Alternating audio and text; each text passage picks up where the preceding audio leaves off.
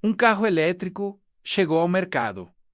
Parecia simples. Parecia só mais um Volkswagen em um mar de vez. Mas esse carro tinha um problema impossível de resolver.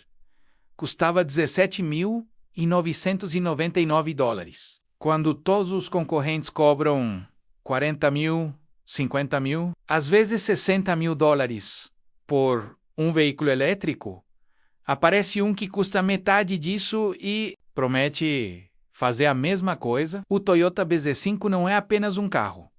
É um quebra-cabeças de engenharia, 3 metros e 70 centímetros de comprimento. Peso total a 1,56 kg. Altura de 1,595 metros.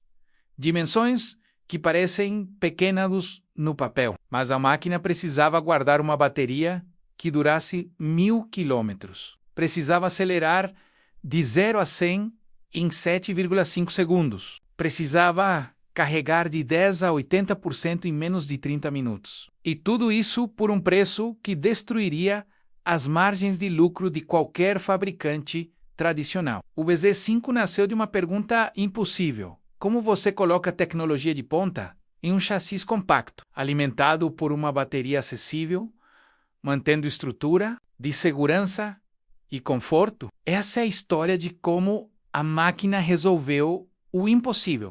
A arquitetura do BZ5 começou com uma restrição radical. O chassi precisava ser 23% mais curto que a concorrência. O espaço para a bateria era 18% menor. A potência do motor não podia exceder 150 kW para manter custos de manufatura baixos. Esses números não saem do ar. Saem de cálculos precisos de viabilidade econômica. Toyota usou sua plataforma ITNGA, um arcabouço modular projetado especificamente para veículos elétricos. A estrutura da plataforma distribui o peso da bateria ao longo de todo o assoalho do veículo, criando um centro de gravidade que fica 8,2 centímetros mais baixo que seus concorrentes diretos. Isso afeta tudo. O melhor, estabilidade dinâmica superior, consumo de energia reduzido em curvas e acelerações. A bateria usada é LFP, uma célula de fosfato de ferrolítio desenvolvida pela BYD.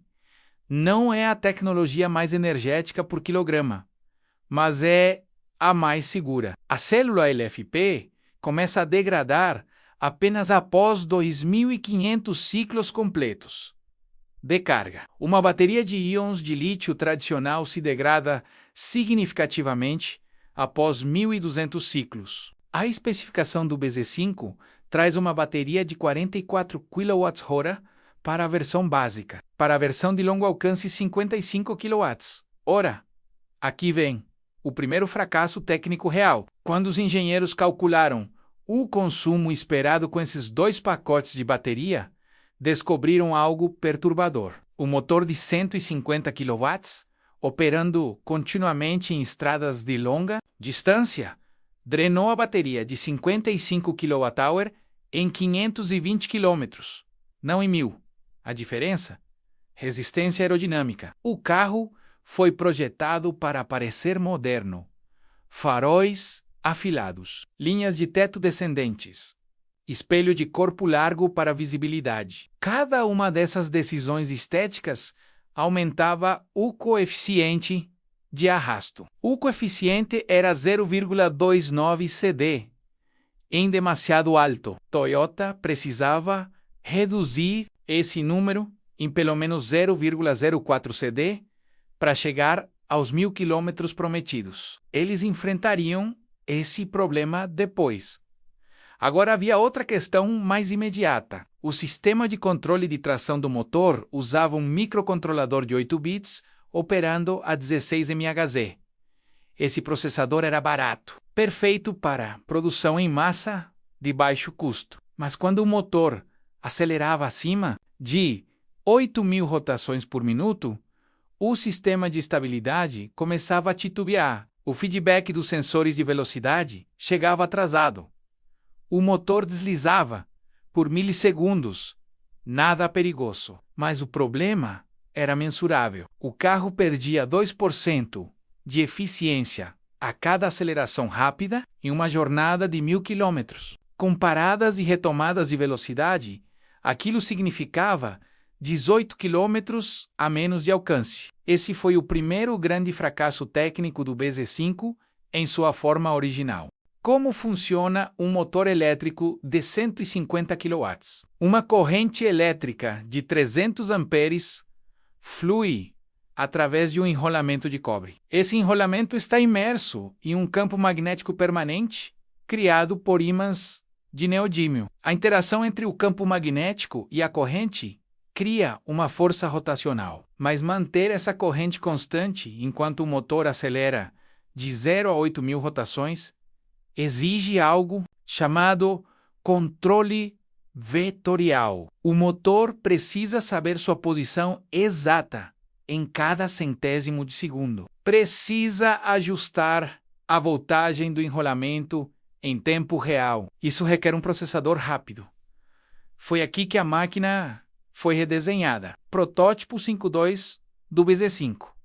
Mudança tecnológica simples. Trocar um microcontrolador de 8 bits por 1, de 32 bits, operando a 200 MHz, custo adicional na produção, $14 por unidade. Resultado: o sistema agora processava feedback dos sensores 50 vezes por segundo em vez de dezembro. O deslizamento do motor foi eliminado. A eficiência voltou. Outro problema nasceu dessa solução. O processador de 32 bits consumia mais energia. N, ou muito, mas em um carro que precisa economizar cada milímetro de bateria, mesmo 1 watt importa. O processador adicionava consumo contínuo de 2,4 watts. Ao longo de uma viagem de 1.000 km, a velocidade média de 50 km por hora, menos 20 horas de operação. Menos aquilo significava 48 watts-hora perdidos, uma redução de 0,09% na autonomia final. Aceitável. Mas agora, a máquina enfrentava o segundo desafio. Aquele coeficiente de arrasto de 0,29 CD, a equipe de aerodinâmica propôs uma solução elegante: manter a linha estética do carro, mas redefinir as laterais da carroceria, adicionar pequenas frestas de ar que se abriam automaticamente quando o veículo ultrapassava 90 km por hora. Essas frestas criavam microvórtices que separavam a camada limite do ar ao redor do carro, reduzindo drasticamente o arrasto. Um teste em túnel de vento mostrou redução de 0,04 CD com essa solução. Exatamente o necessário. O coeficiente agora era 0,25 CD. A autonomia teórica voltou para 1.020 km com a bateria de 55 kWh. Um momento compartilhável de engenharia pura. Nenhum componente novo adicionado. Nenhum custo aumentado. Apenas redesenho inteligente de um detalhe que a maioria dos engenheiros teria ignorado. Agora, o BZ5 funcionava como esperado, mas havia uma verdade incômoda que ninguém mencionava ainda. Como você reduz o custo de um veículo elétrico para $17.999? Você faz o que a Toyota fez com o Prius 25 anos atrás. Você negocia com fornecedores, você padroniza componentes, você produz em quantidade industrial massiva. O BZ5 compartilha 32% de seus componentes com outros modelos Toyota. Isso permite economias de escala gigantescas. Mas para um consumidor típico, o que importa é isto: quanto tempo demora a carregar? Quanto longe você vai? Quanto custa? O BZ5 V2 carregava de 10 a 80% em 22 minutos usando carregadores DCA rápidos de 120 kW. Corria 1.000 km. Custava $17.999 na versão básica. Se você quer acompanhar As inovações mais importantes de engenharia e tecnologia automotiva antes de todos inscreva-se no canal e ative as notificações. Os próximos capítulos dessa máquina ainda estão sendo escritos. O terceiro desafio emergiu durante os testes de durabilidade. O BZ5 foi submetido a 20.000 quilômetros de testes, em circuitos de alta velocidade. Aceleração constante, de 0 a 100 km por hora. Então, desaceleração até 30 km por hora, repetido 1000 vezes. Esse ciclo estressava cada subsistema. Após 9.000 km de testes, o sistema de freio regenerativo começou a falhar. O que é frenagem regenerativa? Quando o carro freia, o motor funciona ao contrário. Como um gerador, ele converte a energia cinética do carro em eletricidade e devolve essa energia para a bateria. No BZ5, cada frenagem de 100 km por hora para zero recuperava 23 kWh. Ao longo de uma jornada, isso somava 15% da autonomia total. Mas o componente que gerenciava essa conversão, o conversor de CDC, que regulava a voltagem entre um motor e a bateria, menos começou a superaquecer. A temperatura interna do conversor chegou a 85 graus Celsius durante testes intensivos. O componente foi projetado para operar até 75 graus. Acima disso, a eficiência caía exponencialmente. A solução exigiu uma decisão de engenharia com consequências. Eles adicionaram um dissipador de calor de alumínio ao redor do conversor. Peso adicional: 840 gramas. Custo adicional: $8. Aquilo consumia espaço no compartimento do motor. Espaço que faltaria para outros componentes. A cablagem elétrica do carro usava 73 metros de fio de cobre. Se o dissipador ocupava 15% mais espaço horizontal, a cablagem precisava ser reroterizada. Isso adiciona os 18 metros de fio extra. Peso extra a 210 gramas. Mais um custo $3 por unidade. Pequenas decisões se acumulavam. Cada uma tinha impacto cascata. N quanto. Isso o quarto desafio já estava sendo gerado. O sistema de suspensão do BZ5 usava molas convencionais de aço duro, confiável. Mas após 8.000 quilômetros de uso em estradas acidentadas, as molas começaram a desenvolver micro-rachuras. Fadiga cíclica. A mola oscila bilhões de vezes ao longo de sua vida. Cada oscilação cria uma pequena ruptura no cristal de aço. Após bilhões de ciclos, essas rupturas coalesceram em fraturas estruturais reais. Mudar o material da mola para aço de maior resistência resolveria isso, mas o aço mais duro é também mais denso. As novas molas pesariam 2,1 kg em vez de 1,7 kg, 4 kg de peso adicional no carro inteiro. Quando multiplicado por 4 molas, o carro pesaria 1.584 kg.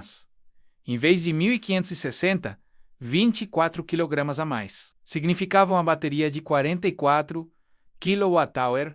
Não conseguiria mais fazer 500 km. Faria 473. Para manter a autonomia prometida, você precisaria aumentar a bateria para 47 kWh.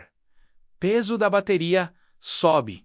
Centro de gravidade muda. Tudo recalcula novamente. Esse é o antagonista verdadeiro da engenharia de baixo custo. Cada solução cria uma cascata de novos problemas. Cada problema exige mais peso, mais espaço, mais custo. A máquina estava tendo que resolver não apenas seu desafio original, mas os problemas nascidos de suas próprias soluções. Protótipo 5.3 do BZ5. Tudo foi integrado. O microcontrolador de 32 bits gerenciava controle vetorial perfeito do motor. O dissipador de calor mantinha o conversor DC-DC abaixo de 70 graus em qualquer condição. As frestas aerodinâmicas reduziam o arrasto para 0,25 cd. As molas agora eram de aço de tungstênio molibdênio, mais resistentes à fadiga cíclica. A suspensão foi recalibrada por computador para lidar com o peso adicional. Testes começaram em 3 locais: um circuito de velocidade em Tochigi, Japão, uma estrada montanhosa na Califórnia, uma região desértica na Austrália. O carro percorria 1.000 km por dia em cada local. Cada dia, todos os dados de telemetria eram analisados: temperatura do motor, voltagem da bateria, consumo de energia a cada segundo, eficiência de frenagem regenerativa, velocidade de degradação da bateria. Após 120 dias de testes contínuos, os dados revelaram algo inesperado. O consumo de energia do V3 era menor do que previsto em simulação computacional. Em laboratório, os engenheiros esperavam consumo de 5,2 watts por quilômetro. O V3 real consumia 4,8 watts por quilômetro. Por quê? Porque o modelo computacional não consegue prever o impacto combinado de dezenas de pequenas otimizações. O dissipador de calor melhorava a eficiência do conversor em 0,9%. As frestas aerodinâmicas não apenas reduziam arrasto, mas também melhoravam o fluxo de ar ao redor do radiador, reduzindo o consumo de energia do ventilador de resfriamento em 1,2%. O aço de tungstênio molibdênio nas suspensões era mais leve, quando comparado com versões anteriores exploradas, reduzindo resistência ao rolamento em 0,7%. Pequenas economias se multiplicavam. A bateria de 55 kWh agora podia levar o carro 1.047 km, em condições normais, acima do prometido. Mas aqui vem o momento de honestidade técnica. O BZ5 só conseguia atingir essa autonomia em uma faixa de temperatura de 18 a 25 graus Celsius, acima de 28 graus. A eficiência caía. A bateria LFP tem resistência interna, que aumenta com a temperatura a cada grau acima de 28 graus. A resistência interna cresce a 0,8 ohms. Isso significa voltagem menor disponível para o motor, potência reduzida, aceleração reduzida. Consumo de energia aumenta porque o motor trabalha mais para manter a mesma velocidade. A autonomia caia para 821 km em temperaturas de 35 graus Celsius. Isso não era escondido, era documentado. O carro funcionava menos bem em climas quentes. Essa era uma limitação real da física da máquina, não um defeito que pudesse ser corrigido em software. Quando finalmente o V3 completou seus testes, a máquina estava pronta. Cada subsistema tinha sido validado. Motor perfeito. Bateria dentro de especificação. Suspensão estável. Aerodinâmica otimizada.